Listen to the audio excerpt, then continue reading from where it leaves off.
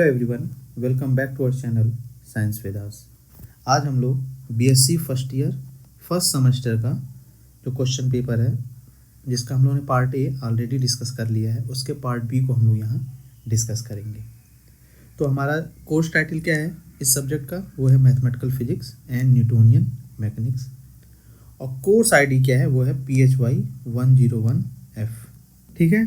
तो जब हम लोगों ने इस क्वेश्चन पेपर को डिस्कस करना शुरू किया था तो ऑलरेडी बताया था कि आपका क्वेश्चन नंबर 1 से क्वेश्चन 25 हम लोग इसको पार्ट 1 में डिस्कस करेंगे, और 26 से 50 तक का जो क्वेश्चन पेपर है उसको हम लोग पार्ट 2 में डिस्कस करेंगे।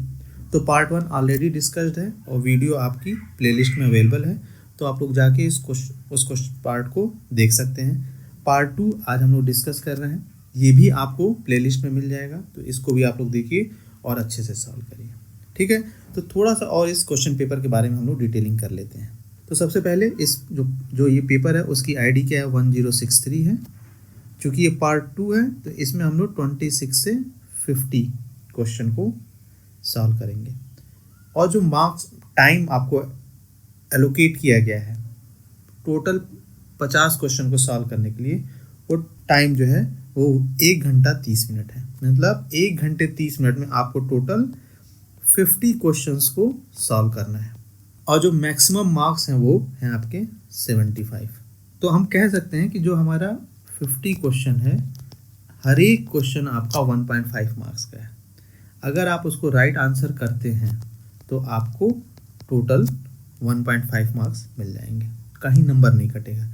अगर आप गलत आंसर करते हैं तो आपको कोई भी मार्क्स नहीं मिलेगा। पहली इंपॉर्टेंट चीज़ ये थी कि हर एक क्वेश्चन कितने नंबर का है।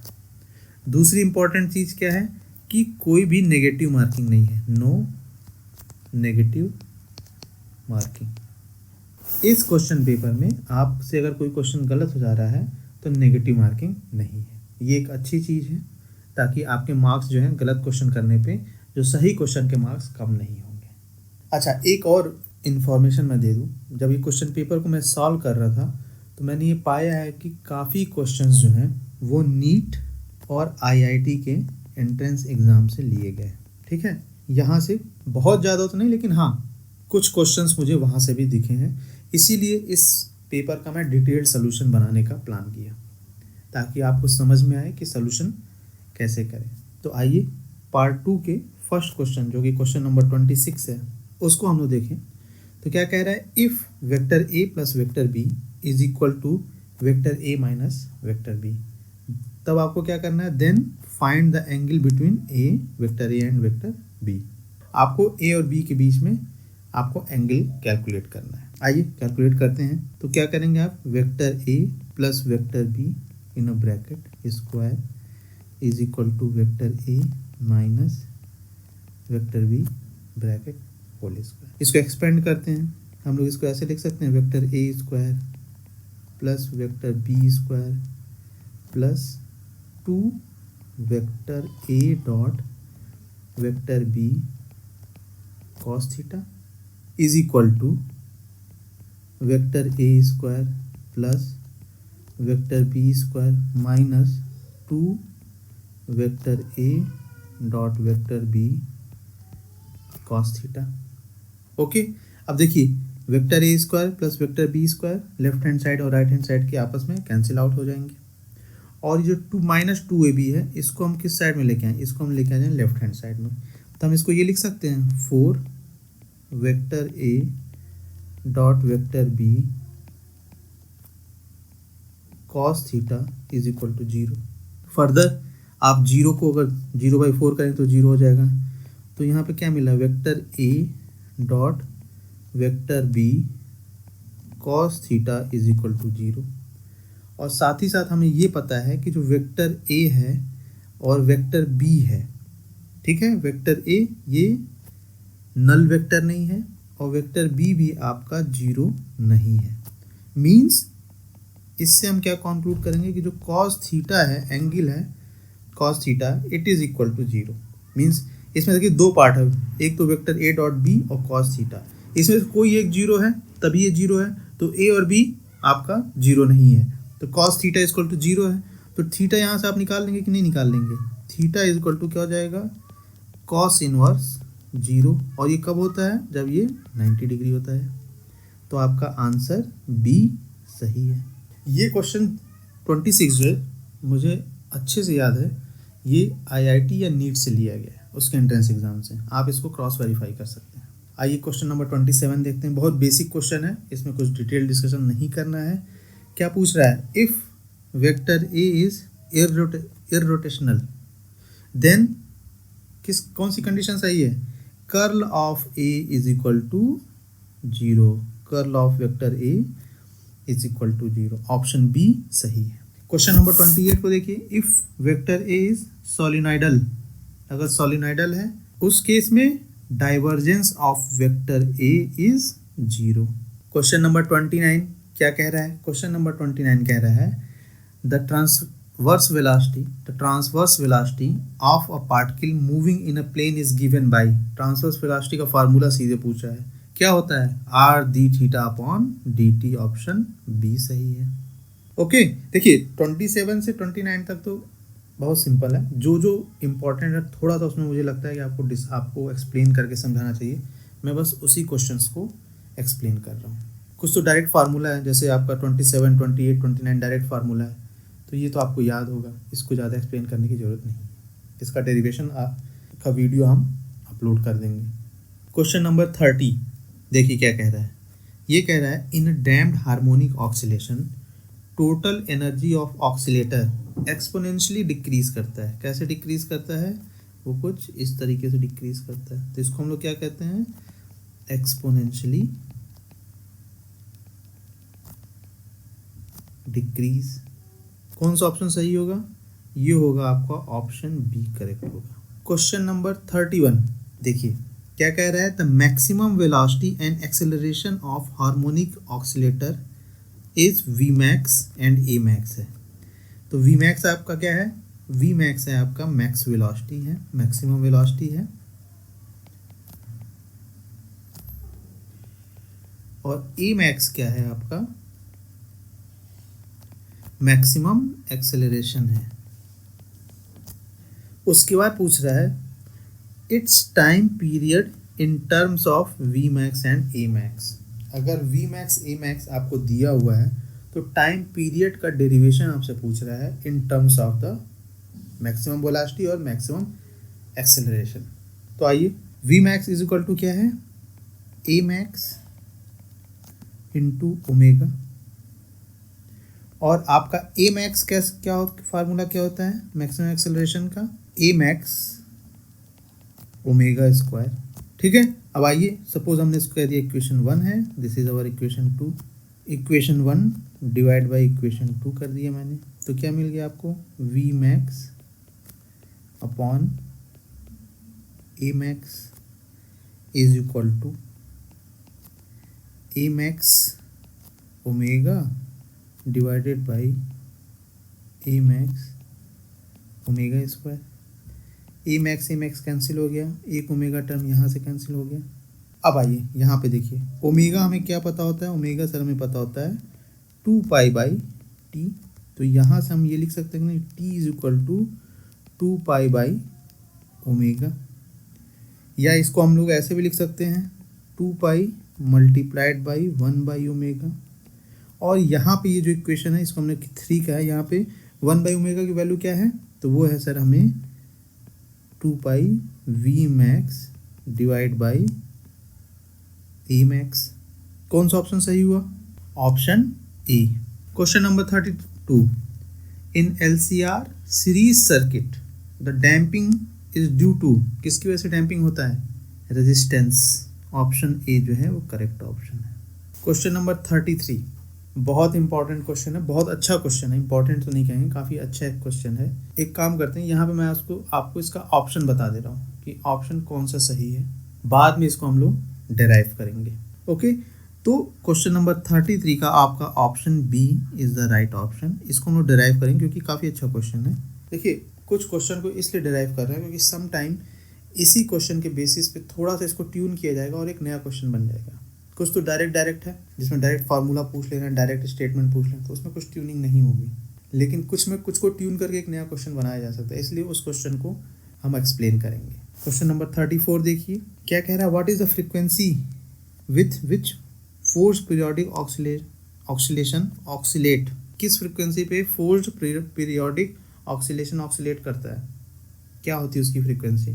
तो इसके लिए आपका है option A, frequency of the forced oscillator. Question 35 ये भी बहुत अच्छा क्वेश्चन है, इसको भी अभी हम लास्ट में एक्सप्लेन करेंगे, बस आप इसका ऑप्शन जान लिए, option A is the right answer. Question number 36 सीधे पूछ लिया, आपका स्फेरिकल कोऑर्डिनेट्स क्या क्या हैं, आर थीटा फाई, सबको पता है ये तो। अच्छा, कभी कभी आपसे ये भी पूछ सकते हैं कि what do you mean by the R, what do you mean by the theta, what do you mean by the phi. तो जो आर होता है, आर ये आपका क्या डिनोट करता है, ये डिनोट करता है radial distance, radial distance. Theta क्या बताता है आपका, azimuthal angle, AZIMUTHANG, azimuthal angle ANGLE। Phi क्या बताता है, पोलर एंगल, ये भी एक ऑब्जेक्टिव बन सकता है। आर थीटा फाई में क्या, आर का मतलब क्या होता है, थीटा का मतलब क्या होता है और फाई का मतलब क्या होता है। क्वेश्चन नंबर 37 को देखिए, which is physical quantity polar vector, इसमें से कौन सी क्वांटिटी जो है वो पोलर वेक्टर है, displacement is the right answer. Question number 38 देखिए, ये भी बहुत अच्छा क्वेश्चन है, इसको हम क्या करेंगे बाद में सॉल्व करेंगे, अभी आप इसका ऑप्शन जान लीजिए, इसका ऑप्शन बी जो है वो करेक्ट है। बहुत डिटेल सोल्यूशन हम आपको इसका देंगे ताकि इस टाइप के क्वेश्चन जब भी आए तो आप इजीली इसको सॉल्व कर लें। Question number 39, which of the following function represent the simple harmonic oscillation. Option C सही है, cos omega T plus sine omega t, या sine omega T plus cos omega t. Question number 40, 40वां question क्या कह रहा है, a particle in a simple harmonic motion while passing through mean position will have, mean position जब pass करता है तो क्या होता है, काइनेटिक एनर्जी मैक्सिमम होती है और पोटेंशियल एनर्जी मिनिमम या जीरो होती है। इस केस में आपका काइनेटिक एनर्जी क्या होती है, वो मैक्सिमम होती है और पोटेंशियल एनर्जी क्या होती है, वो मिनिमम या जीरो होती है। ऑप्शन कौन सा सही हुआ, option B is the right answer. Question number 41, the body is said to move with simple harmonic motion if acceleration is proportional to the distance from the point of reference directed towards it। Option C सही है 41 का। 42, small amplitude of oscillation, potential energy curve with respect to distance traveled from equilibrium position is parabolic। Directly आपसे statement पूछा गया है। Question number 43 देखिए, विच quantity is vector, कौन सी क्वांटिटी इसमें वेक्टर है, सिंपल है, force. Question number 44, when a particle moves under the action of central force the quantity which remains constant, क्या कांस्टेंट होगा, angular momentum. Question number 45, the example of conservative force is, nuclear force है, gravitational, cohesive, none of above, कौन सा इसमें से conservative force है, तो आपका ऑप्शन बी है, ग्रेविटेशनल फोर्स जो होता है वो कंजर्वेटिव फोर्स होता है। Question number 46, the centre of mass of sphere is, किसी भी स्फीयर का centre of mass at the centre of sphere, हमेशा सेंटर पे ही वो लोकेटेड रहता है। क्वेश्चन नंबर 47 देखिए क्या कह रहा है, in case of centre of mass frame of reference total linear momentum of the particle of system is zero. Option C जो है वो सही है। 48 question, when a torque acting on system is zero what is conserved, जब torque किसी system पर act कर रहा है अगर उसकी वैल्यू जीरो है तो क्या कंजर्व होगा आपका, angular momentum is the right option. Question number 49, centre of mass of any system is, कहीं भी हो सकता है, इनसाइड या outside of the system, is the right option D. D क्या है आपका राइट ऑप्शन है।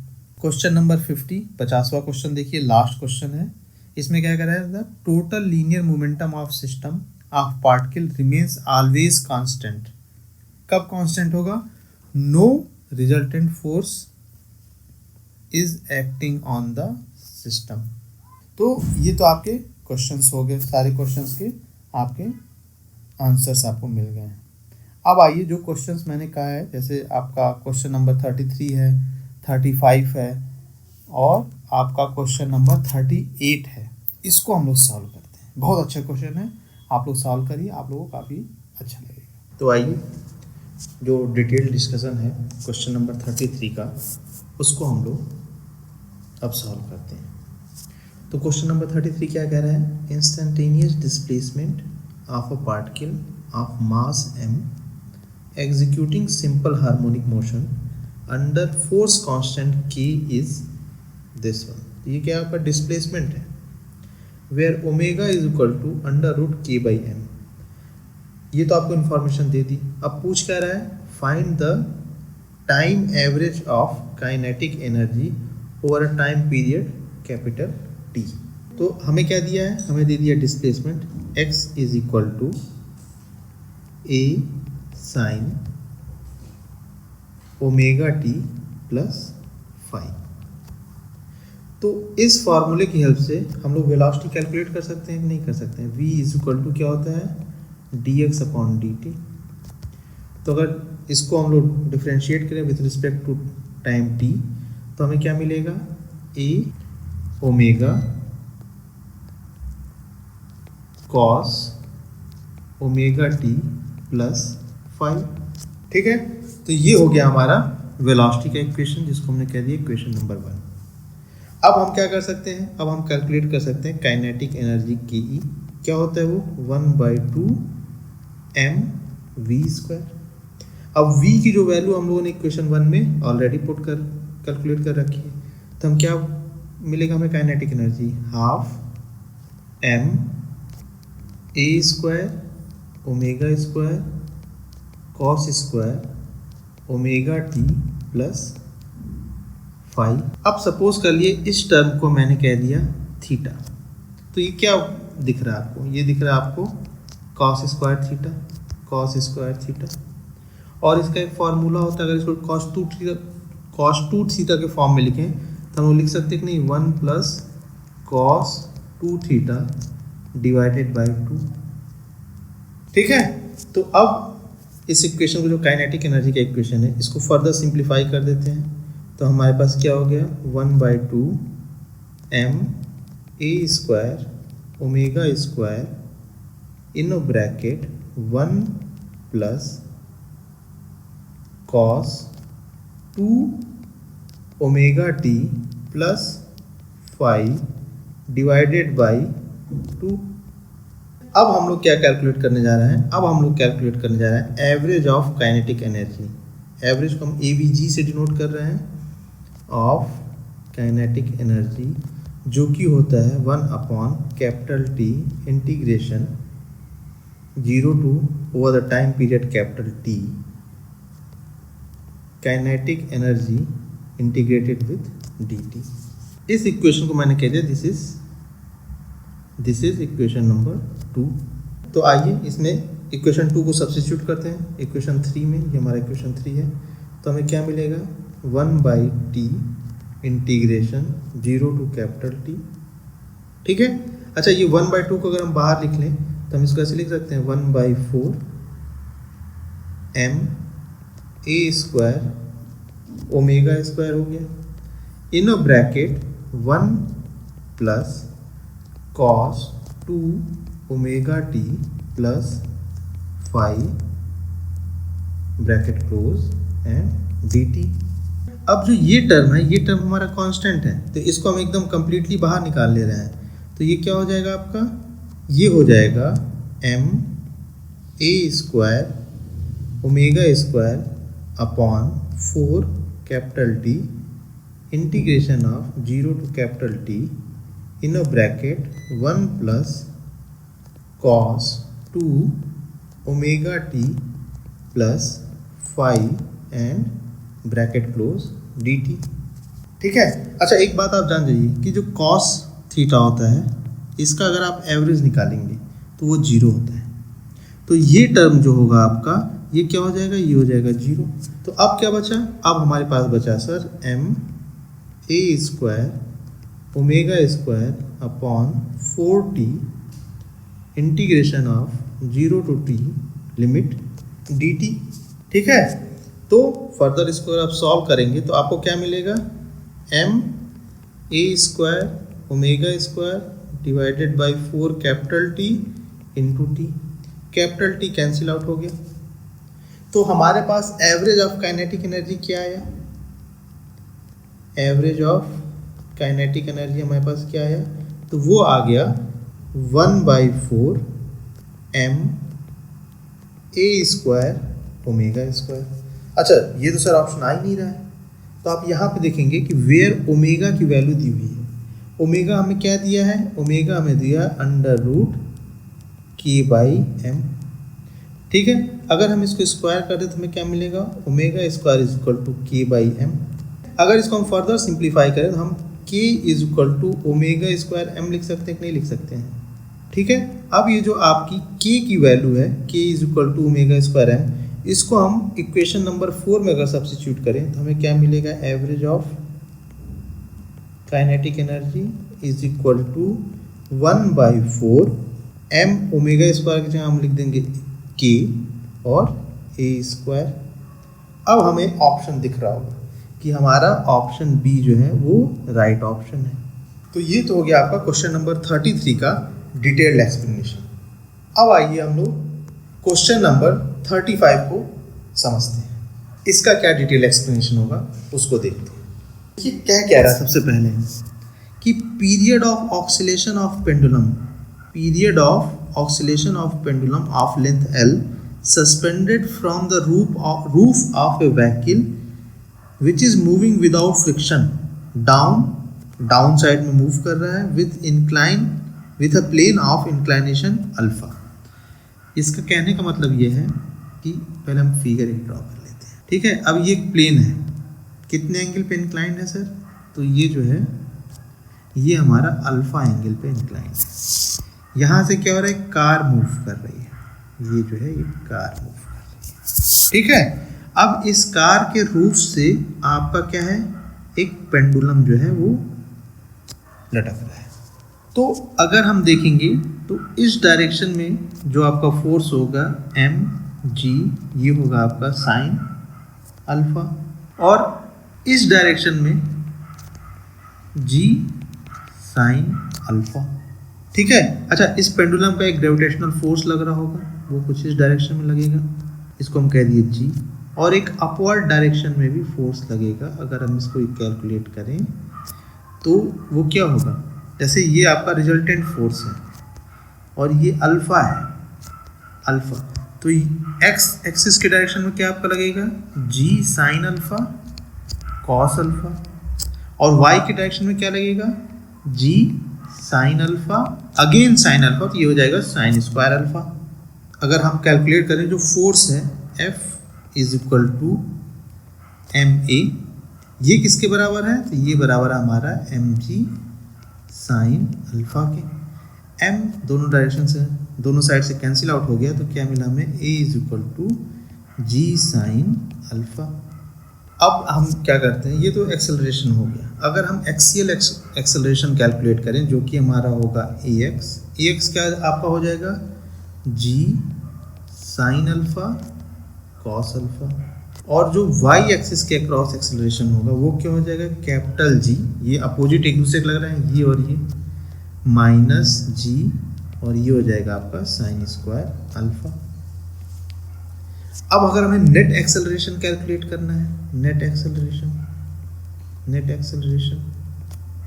ये हो जाएगा आपका net acceleration equal to under root A X square plus A I square. अगर आप ax और ay को यहाँ पे सब्स्टिट्यूट करेंगे तो आपको क्या मिलेगा, एक काफ़ी लंबा चौड़ा इक्वेशन मिलेगा जो किसी इस तरीके से दिखेगा, ax स्क्वायर करेंगे g square sine square alpha cos square alpha, plus ay को अगर आप करेंगे तो g minus g sine square alpha whole square. अगर आप इसको फर्दर सिंप्लीफाई करेंगे तो आपको जो नेट एक्सेलरेशन मिलेगा वो मिलेगा जी कॉस अल्फा। ठीक है, ये तो हो गया हमारा नेट एक्सेलरेशन।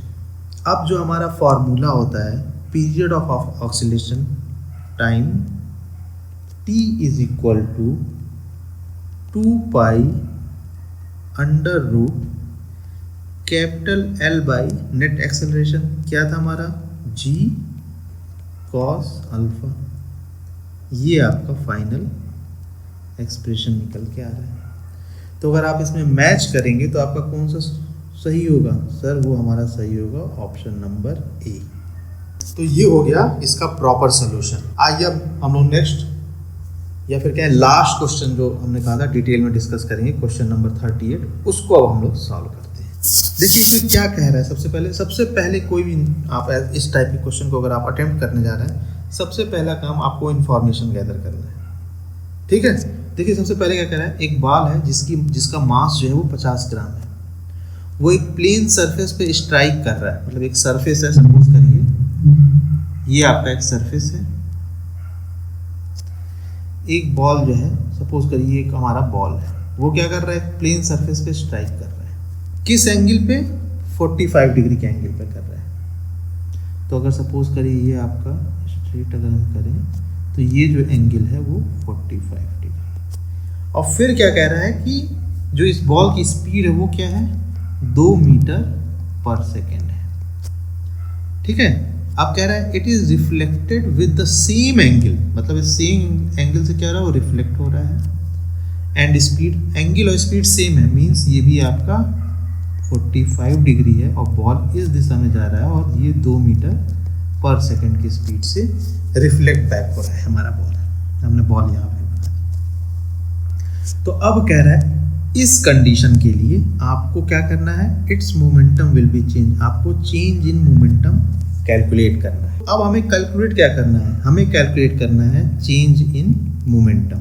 ठीक है, अच्छा मास हमको ऑलरेडी दे रखा है। मास क्या दे रखा है, सबसे पहले मास हमें दे दिया है 50 ग्राम। अगर इसको हम किलोग्राम में कन्वर्ट करें तो 0.05 किलोग्राम हो गया।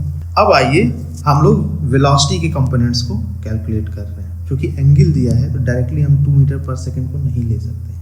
तो सबसे पहले हम लोग वेलोसिटी, जो आपका इंसिडेंट वेलोसिटी है VI, उसको कैलकुलेट करते हैं। सबसे पहले यहाँ ध्यान दीजिए, ये जो आपका होगा वो होगा XI कैप, और ये इस डायरेक्शन में है तो इसको हम लोग लिख सकते हैं YJ cap with minus sine, direction opposite है। ठीक है, तो अगर आप देखेंगे तो आपका जो रिजल्टेंट वेलोसिटी होगा, रिजल्टेंट इंसिडेंट वेलोसिटी होगी, वो क्या हो जाएगी, 2 multiplied by cos 45 degree I cap minus sine 45 degree J cap. Reflection velocity होगी VR जो होगा वो होगा 2 minus cos 45 degree I cap minus sine 45 degree J cap. अब जो change in velocity delta V is equal to vector incident velocity and reflection velocity. अगर आप इन दोनों इक्वेशन को आपस में सब्सट्रैक्ट करेंगे तो आपको क्या मिलेगा, 2 in a bracket 2 cos 45 degree I cap. ठीक है, अब यहाँ पे अगर आप देखेंगे, अगर इसको आप फर्दर सिंप्लीफाई करें और I को चूंकि हम हटा दें तो हमें क्या मिलेगा, 4 cos 45 का वैल्यू क्या होता है, 1/√2। ठीक है, तो हम यहाँ से क्या लिख सकते हैं, हम कह सकते हैं 4/√2। तो आप चेंज इन वेलोसिटी मोमेंटम आप कैलकुलेट कर लिए, delta P is equal to M delta V। M की वैल्यू क्या है, 0.05 है किलोग्राम में, मल्टीप्लाइड बाई 4 डिवाइडेड बाई √2। ठीक है, अगर आप इसको फर्दर सिंप्लीफाई करेंगे तो आपको 0.14 किलोग्राम मीटर पर सेकेंड मिलेगा। ओके, तो अगर आप ऑप्शन में देखेंगे तो आपका ऑप्शन बी जो है this is the right option.